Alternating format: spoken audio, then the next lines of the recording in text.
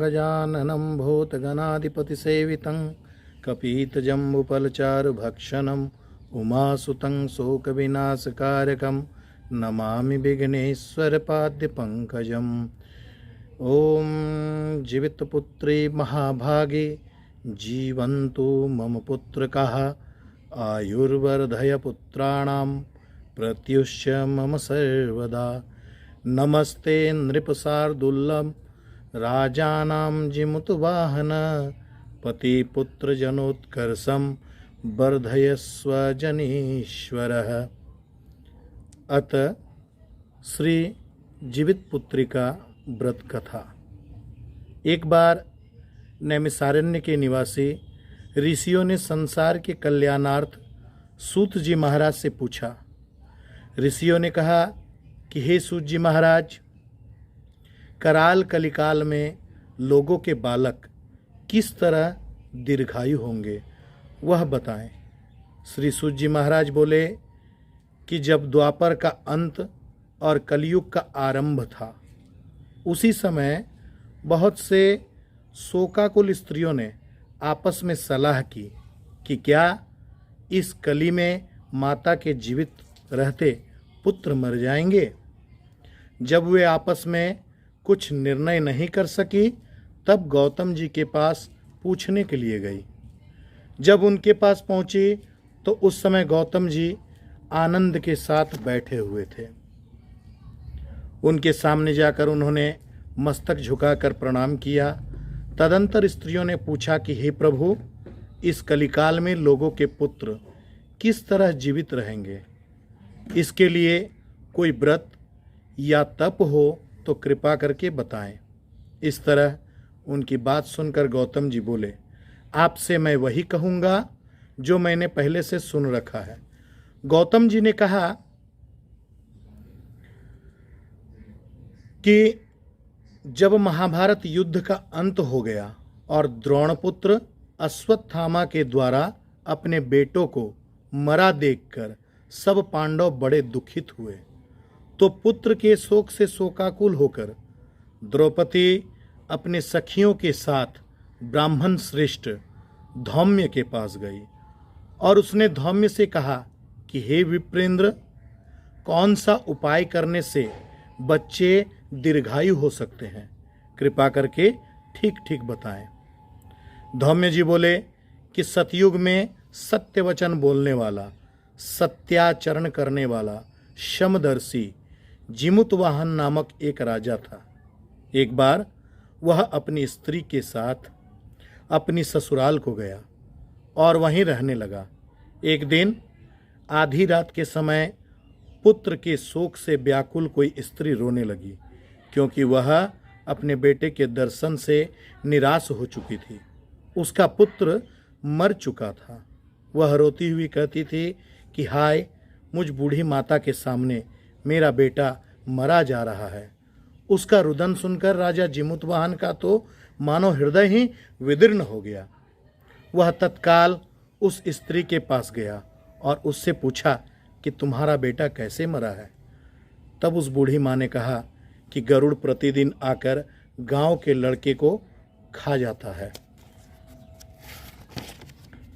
इस पर दयालु राजा ने कहा कि हे माता, अब तुम रो मत, आनंद से बैठो। मैं तुम्हारे बच्चे को बचाने का यत्न करता हूँ। ऐसा कहकर राजा उस स्थान पर गया जहाँ गरुड़ आकर प्रतिदिन मांस खाया करता था। उसी समय गरुड़ भी उस पर टूट पड़ा और मांस खाने लगा। जब अतिशय तेजस्वी गरुड़ ने राजा का बायां अंग खा लिया, तो झटपट राजा ने अपना दाहिना अंग फेरकर गरुड़ के सामने कर दिया। यह देखकर गरुड़ जी ने कहा कि तुम कोई देवता हो? कौन हो तुम? मनुष्य तो नहीं जान पड़ते। अच्छा, अपना जन्म और कुल बताओ। पीड़ा से व्याकुल मन वाले राजा ने कहा कि हे पक्षीराज, इस तरह के प्रश्न करना व्यर्थ है। तुम अपनी इच्छा भर मेरा मांस खाओ। यह सुनकर गरुड़ रुक गए और बड़े आदर से राजा के जन्म और कुल की बात पूछने लगे। राजा ने कहा कि मेरी माता है सैव्या और मेरे पिता का नाम शालिवाहन है। सूर्य वंश में मेरा जन्म हुआ है और जिमुतवाहन मेरा नाम है। राजा की दयालुता देखकर गरुड़ ने कहा कि हे महाभाग, तुम्हारे मन में जो अभिलाषा हो वह वर मांगो। राजा ने कहा कि हे पक्षीराज, यदि आप मुझे वर दे रहे हैं तो वर दीजिए कि आपने अब तक जिन प्राणियों को खाया है वे सब जीवित हो जाएं। हे स्वामिन, अब से आप यहाँ बालकों को न खाएं और कोई ऐसा उपाय करें कि जहाँ जो उत्पन्न हो वे लोग बहुत दिनों तक जीवित रहे। धौम्य ने कहा कि हे पक्षीराज गरुड़, राजा को वरदान देकर स्वयं अमृत के लिए नागलोक चले। वहाँ से अमृत लाकर उन्होंने उन मरे मनुष्यों की हड्डियों पर बरसाया। ऐसा करने से सब लोग जीवित हो गए जिनको कि पहले गरुड़ ने खाया था। राजा के त्याग और गरुड़ की कृपा से वहाँ वालों का बहुत कष्ट दूर हो गया। उस समय राजा के शरीर की शोभा दूनी हो गई थी। राजा की दयालुता देखकर गरुड़ ने फिर कहा कि मैं संसार के कल्याणार्थ एक और वरदान दूंगा। आज आश्विन कृष्ण सप्तमी से रहित शुभ अष्टमी है। आज ही तुमने यहाँ की प्रजा को जीवन दान दिया है। हे वत्स, अब से यह दिन ब्रह्म भाव हो गया है, जो मूर्ति भेद से विविध नामों से विख्यात है। वही त्रैलोक्य से पूजित दुर्गा अमृत प्राप्त करने के अर्थ से जीवित पुत्रिका कहलाई है। जो इस तिथि को जो स्त्रियां उस जीवित पुत्रिका की और कुश की आकृति बनाकर तुम्हारी पूजा करेंगी तो दिनों दिन उसका सौभाग्य बढ़ेगा और वंश भी बढ़ती होती रहेगी। हे महाभाग, इस विषय में विचार करने की भी आवश्यकता नहीं है।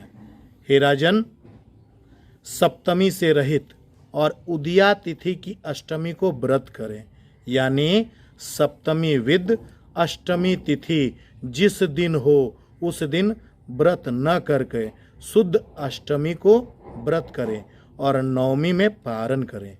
यदि इस पर ध्यान न दिया गया तो फल नष्ट हो ही जाएगा और सौभाग्य तो अवश्य ही नष्ट हो जाएगा। जिमुतवाहन को इस तरह का वरदान देकर गरुड़ बैकुंठ धाम को चले गए और राजा भी अपनी पत्नी के साथ अपने नगर को वापस चले गए। धौम्य द्रौपदी से कहते हैं कि हे देवी, मैंने यह अतिशय दुर्लभ व्रत तुमको बताया। इस जीवित व्रत को करने से बच्चे दीर्घायु होते हैं। हे देवी, तुम भी पूर्वोक्त विधि से यह व्रत और दुर्गा जी का पूजन करो तो तुम्हें अभिलाषित फल प्राप्त होगा। मुनिराज धौम्य की बात सुनकर द्रौपदी के हृदय में एकाएक कौतूहल उत्पन्न हुआ और पूर्ववासिनी स्त्रियों को बुलाकर उसके साथ यह उत्तम व्रत किया। गौतम ने कहा कि यह व्रत और उसके प्रभाव को किसी एक चिल्ह ने सुन लिया और अपनी सखी सियारिन को बतलाया। इसके बाद पीपल वृक्ष की शाखा पर बैठकर उस चिल्ह ने और उस वृक्ष के खोते पर बैठकर सियारिन ने व्रत को किया। फिर वही चिल्ही किसी उत्तम ब्राह्मण के मुंह से यह कथा सुनाई और पीपल के खोते में बैठी हुई अपनी सखी को सुनाया। सियारिन ने आधी कथा सुनी थी, उसे भूख लग गई। वह उसी समय 100 से भरे हुए शमशान में पहुंची।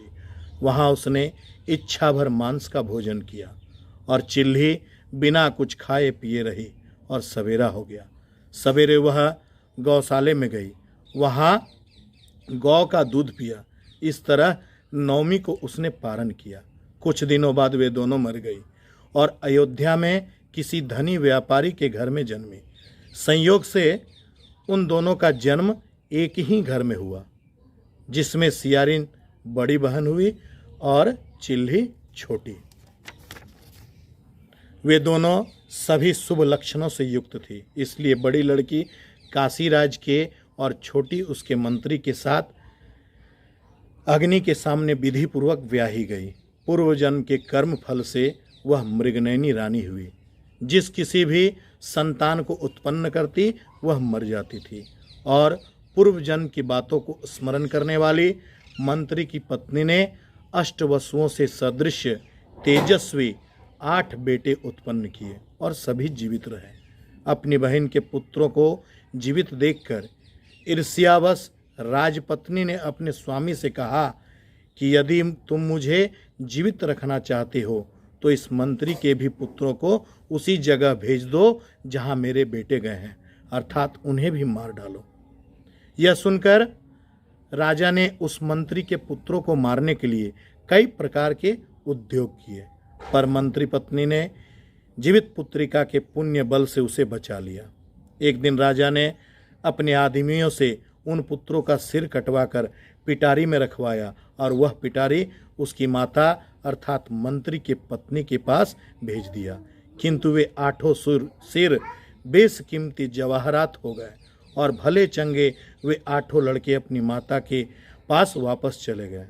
उनको जीवित देखकर राजपत्नी को बड़ा ही विस्मय हुआ। अंत में वह मंत्री की पत्नी के पास गई और उनसे पूछा, बहन, तुमने कौन सा ऐसा पुण्य किया है जिससे बार बार मारे जाने पर भी तुम्हारे बेटे नहीं मरते? इस पर मंत्री की पत्नी ने कहा, पूर्व जन्म में मैं चिल्ल थी और तुम सियारिन, दोनों ने व्रत किया था। तुमने व्रत के नियमों को भली भांति पालन नहीं किया था और मैंने किया। इसी दोष से हे बहन तुम्हारे बेटे नहीं जीते हैं।